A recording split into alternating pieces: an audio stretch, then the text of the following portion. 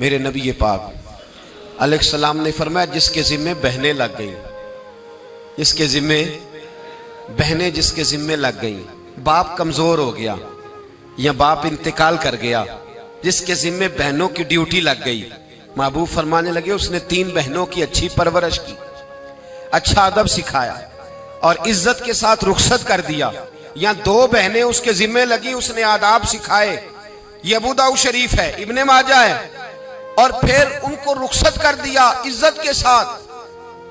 फिर एक मकाम पे फरमाया चलो एक बहन ही उसके जिम्मे लगी थी, उसने अदब सिखाए, आदाब सिखाए, इज्जत से रुखसत किया। हुजूर क्या मिलेगा? फरमाया बाकी नेकियों वालों को सवाब मिलेगा, जो बहनों का बोझ उठाएगा, जिस तरह मेरी 2 उंगलियां जुड़ी हुई हैं इस तरह मेरे साथ जुड़ के जन्नत में दाखिल हो जाएगा। अभी इस हक का तायुन किसने किया? नबी पाक सल्लल्लाहु अलैहि वसल्लम। अब अगर कहीं ये कहा जाए कि बस भाई सही हो गया, तुम्हारा क्या काम है, तुम्हारी कोई जिम्मेदारी है, तुमने कोई ठेका उठाया हुआ है, तुम कोई ज्यादा सियाने हो, तुम कोई ज्यादा समझदार हो, तो उसे कहा जाएगा जरा ठहर जा, इस तरह की बात ना कर, ये वो हक है जो मेरे मुस्तफा ने बयान फरमाया है। जहां बीवी के हुकूक बयान फरमाए वहां मेरे नबी पाक ने बहन के हुकूक भी बयान फरमाए।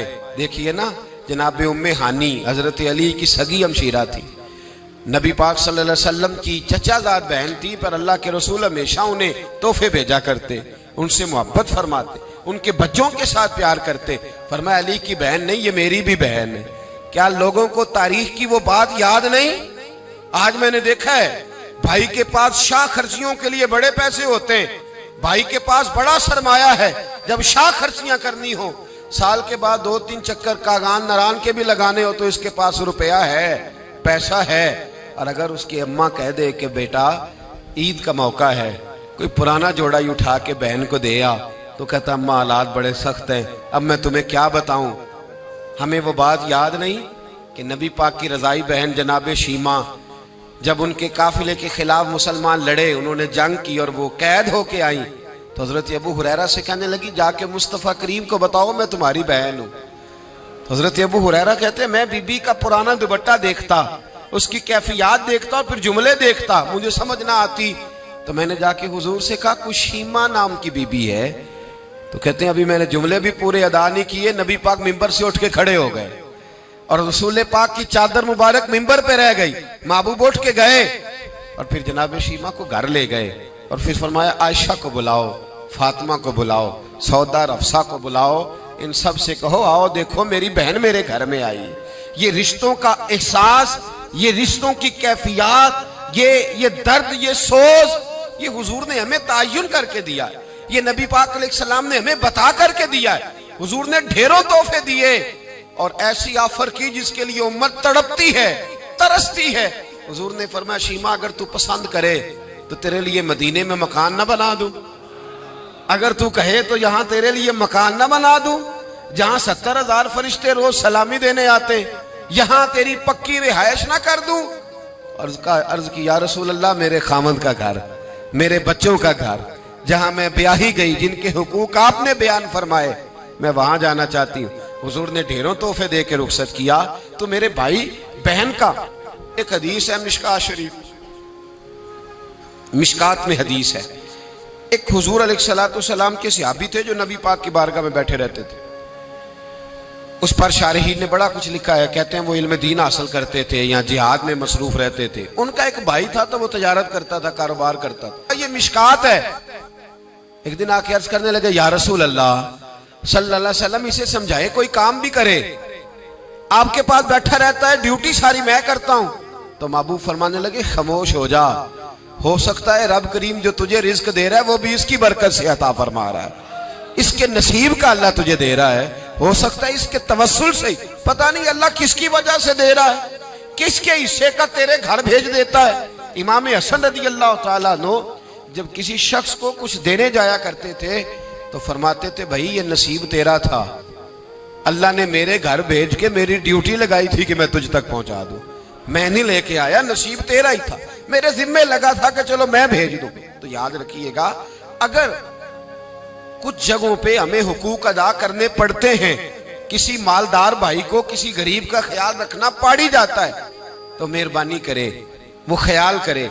मैंने एक अमीर भाई से एक दफा कहा कि तेरे गरीब भाई की बच्चियां बड़ी हो गई हैं, तेरे बच्चे हैं, रिश्ता ले लो, रिश्ता ले लो। तो कहने लगा नहीं, वो जब शादी करेगा तो मैं तावन करूंगा। तो मैंने कहा तू क्या तावन करेगा, क्या मतलब है तेरा? तू भाई की मोहब्बत को पैसों में तोल रहा है, सोचा ही नहीं तूने। वो उसी बाप की सुल्ब से जिससे तू है, उसी माँ का दूध पिया है जिसका तूने पिया है। तुझे वो दौर भूल गया है कि जब घर बाहर कोई तेरे भाई को घूरता था तो कहता था मैं आंखें निकाल दूंगा, तेरी जरूरत कैसे हुई, मेरे भाई को घूरता है। और आज तू कहता मैं ताउन कर दूंगा। मैंने कहा ताउन तो करने वाली बड़ी दुनिया है, तू थोड़ी तवज्जो कर, ख्याल कर। अल्लाह बड़ा मेहरबान है, बाजों का दिल में बात डाल देता है।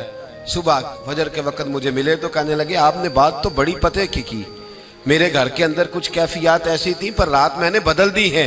अब दुआ फरमाइएगा अल्लाह मुझे इस एहसास पर इस्तिकामत अता फरमाए। तो हमारे यहाँ एहसास निकलता चला जा रहा है। अब जरा आगे बढ़िए। मेरे रसूल पाक सल्लल्लाहु अलैहि वसल्लम ने मुतलक रिश्तों की बात इरशाद फरमाई। यहाँ तो तायुन है ना, खाला का, चाचू का, मामू का, फुफी का तायुन करके। यहाँ महबूब करीम सल्लल्लाहु अलैहि वसल्लम ने सही बुखारी के अंदर रसूल पाक सल्लल्लाहु अलैहि वसल्लम ने एक बड़ा खूबसूरत फरमान इरशाद फरमाया। अल्लाह के रसूल फरमाने लगे सहाबा से, क्या तुम में से कुछ आता है कि उसकी उम्र भी लंबी हो, रिस्क भी ज्यादा हो? और अगर मैं ये सवाल औरतों से करूँ ना, खवातीन से करूँ कि क्या तुम चाहती हो कि तुम्हारे खामद के पास पैसे भी ज्यादा हो, उम्र भी लंबी हो? तो मेरा ख्याल है एक खातून भी ऐसी नहीं मिलेगी जो कहे कि नहीं मैं नहीं चाहती। सारी कहेंगी कि हमारा दिल करता है कि हमारे घर के अंदर रिस्क भी ज्यादा हो।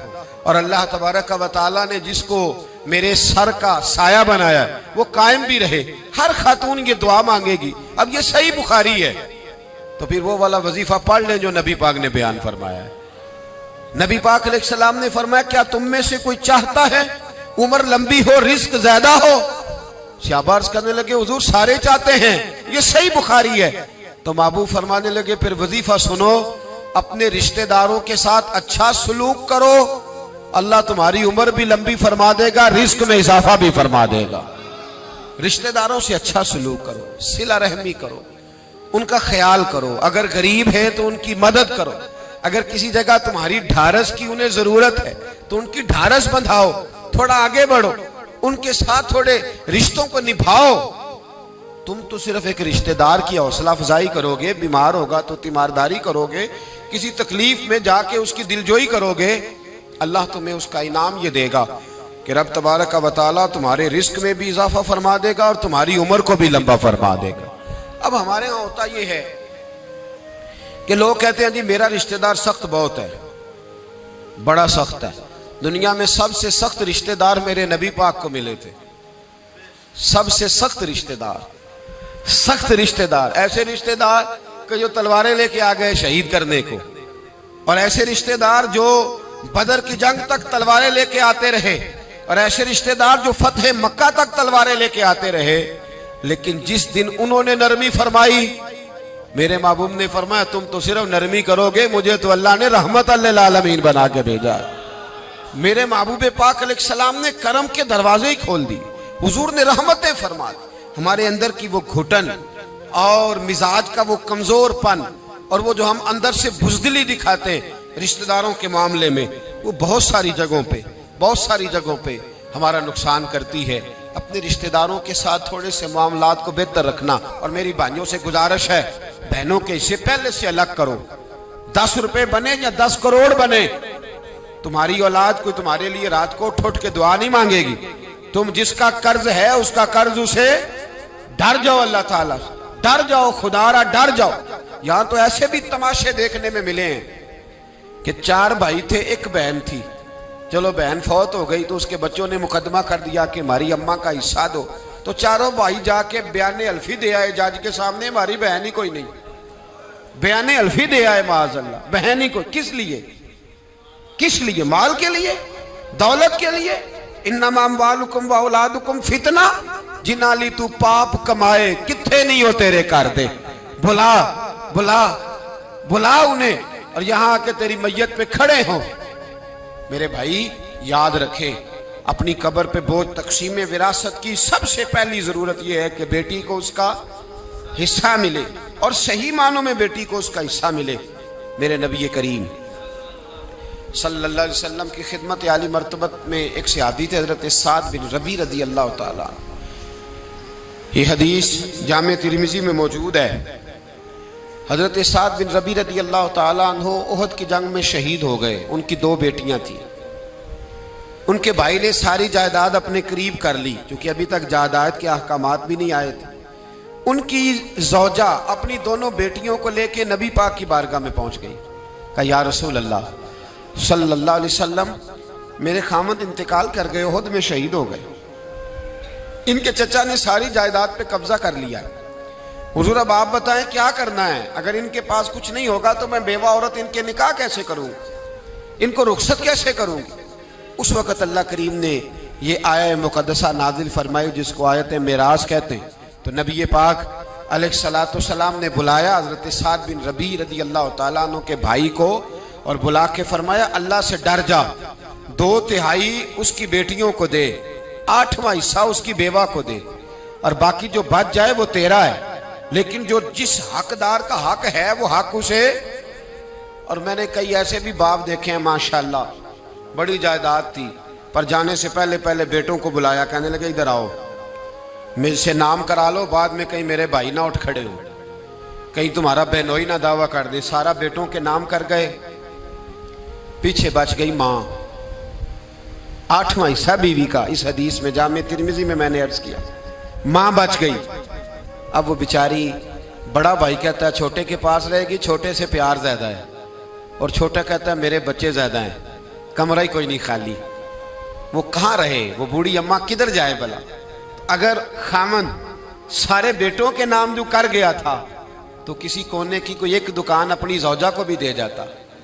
कोई अगर अगर कोई प्लाट किसी जगह उस बेचारी के नाम भी कर जाता जिसका शरीयत ने हिस्सा रखा था। अगर अपनी जिंदगी में हिबा कर रहा था, विरासत तो मरने के बाद होती है, अगर हिबा कर ही रहा था तो कुछ थोड़ा उसको भी दे देता, जिसने बच्चों को पाला था, कुछ थोड़ा सा उस बेचारी के हिस्से में भी आ जाता।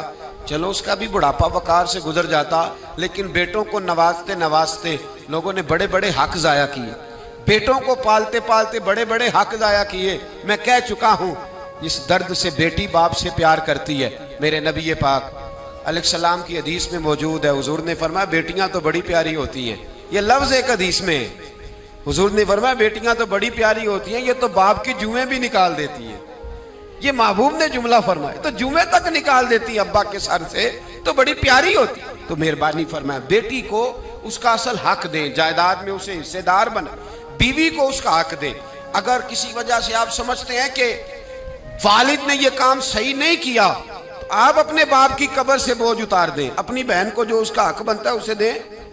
भाई ये जुर्रत करें, भाई ताकत का मुजाहरा करें, भाई हिम्मत करें, दें बहनों को। क्यों नहीं दिया जा रहा? वालिद की जायदाद से हक है, हिस्सा है उनका, उस हिस्से को लेना उनके लिए बड़ा जरूरी। आज खुसूसी तौर पर बात करना चाह रहा हूं, वो ये है कि नबी पाक सल्लल्लाहु अलैहि वसल्लम ने यह भी बता दिया कि माँ का बड़ा हक है, और हुजूर ने यह भी बता दिया कि बीवी का भी हक है। जो तुमने खुद खाना है उसे खिलाना है, जो खुद पहनना है उसे। अब मसला पता क्या होता है, बीवी का मुतालबा है कि तू सिवाय मेरे किसी की नहीं सुनेगा। वो कहती है कि चूंकि मैं आई हूं सारा कुछ छोड़ के, अब सिवाय मेरे तो किसी और की नहीं सुनेगा। अम्मा कहती है कि चूंकि पैदा मैंने किया है, परवरिश मैंने की है, जवान मैंने किया, तो हुकूक मेरे ज्यादा है। ये हदीस अम्मा जरूर सुनाएगी अगर उसे याद होगी। अब उसका नुकसान ये होता है कि अगर किसी औरत से ये पूछा जाए कि तू बतला कि बगैर माँ के कोई बच्चा बड़ा हो सकता था, तो उसने पाल पोस के तुझे दिया है, तो तू ये कैसे कह सकती है कि तू किसी और की ना सुन। और अगर अम्मा से बंदा कहे कि तू खुद ही गई थी इसको देखने, तू ही इसको लाई है, अब किस तरह करके ये मुमकिन हो सकता है कि खातून खाना जो निकाह करके आई है, जिसके हुकूक का तयन खुद नबी पाक सल्लल्लाहु अलैहि वसल्लम ने फरमाया, उसको हक ना दिया जाए। हमारे यहाँ नुकसान ये होता है, एक आदमी कहता है कि वह मेरी सुनी जाए और मेरे अलावा किसी दूसरे की न सुनी जाए, बिल्कुल मेरी हद तक मामला रहे, आगे ना बढ़े। मेरे रसूल पाक सल्लल्लाहु ताला अलैहि वसल्लम की खिदमत आली मर्तबत में जब एक शख्स ने अर्ज की कि हुजूर मुझसे बड़ा गुनाह हो गया है तो मैं क्या करूं, तो नबी पाक ने फरमाया जा जाके अपनी अम्मा की नौकरी कर। एक कोई ऐसा गुनाह उस सहाबी से हो गया था जो दौरे जहालियत का था, शारहीन ने लिखा है। अब वो जिनके हुकूक जाया किए थे वो मिल नहीं रहे थे या वो दुनिया से जा चुके थे, तो उसने हाल पूछा कि हुजूर अब क्या करूं, तो नबी पाक अलैहिस्सलाम ने फरमाया जा अपनी अम्मा की नौकरी कर, अल्लाह तेरे गुनाह माफ कर देगा। उस सहाबी ने फौरन कहा हुजूर मेरी तो अम्मा पर्दा कर गई, मेरी अम्मा तो विसाल कर गई। तो हुजूर ने एक नया हक बयान फरमाया, महबूब ने फरमाया जा जाके खाला की नौकरी कर, अल्लाह तेरे गुनाहों को माफ फरमा देगा। और फरमाया खाला भी मिसले माँ के होती है, खाला भी मिसल, तो जाके हुजूर अलैहिस्सलाम ने तो खाला का हक बयान कर दिया, नबी पाक ने तो तयन कर दिया कि तूने नौकरी करनी है। अब अगर बेगम साहिबा को एतराज हो कि तू खाला के घर क्या लेने गया था, तो उधर क्यों गया था, तो ये उसका एतराज इसलिए दुरुस्त नहीं है कि इस हक को रसूल पाक ने बयान फरमा दिया है। अत-तरगीब व तरहीब में हदीस है, हाफिज मुंजरी अलैहि रहमा ने इसको लिखा है, नबी पाक सल्लल्लाहु अलैहि वसल्लम तशरीफ फरमा थे। ऐसे सख्त अल्फाज ना अहादीस में बड़े कम मिलते हैं, तवज्जो है मेरे दोस्तों, इस तरह के अल्फाज अहादीस के अंदर जरा कम मिलते हैं, थोड़े मिलते हैं। लेकिन अत-तरगीब व तरहीब में ये रवायत मौजूद है। हजरत अनस बिन मालिक रदी अल्लाह तआला अन्हु से मरवी फरमाते हुजूर तशरीफ फरमाते, ढेर सारे सहाबा जलवा फरमाते, अचानक अल्लाह के रसूल ने फरमाया, अचानक फरमाया जिसका कोई रिश्तेदार उससे नाराज है या जिसने अपने किसी रिश्तेदार को नाराज किया हुआ है वो उठे और मेरी महफिल से चला जाए। इतनी बड़ी बात रहमतल लिल आलमीन नबी ने फरमा दी। फरमाया जिसका कोई रिश्तेदार नाराज है, जिसने किसी रिश्तेदार को नाराज किया है, वो उठे और मेरी महफिल से वो चला जाए, रुखसत हो जाए। एक सहाबी उठे, थोड़ी देर के बाद वापस आए तो सहाबा कहते हैं हमने सवाल नहीं किया लेकिन हमारी नजरें सवाली थी, हमने लफ्जों से सवाल नहीं किया लेकिन हमारी नजरें सवाली थी।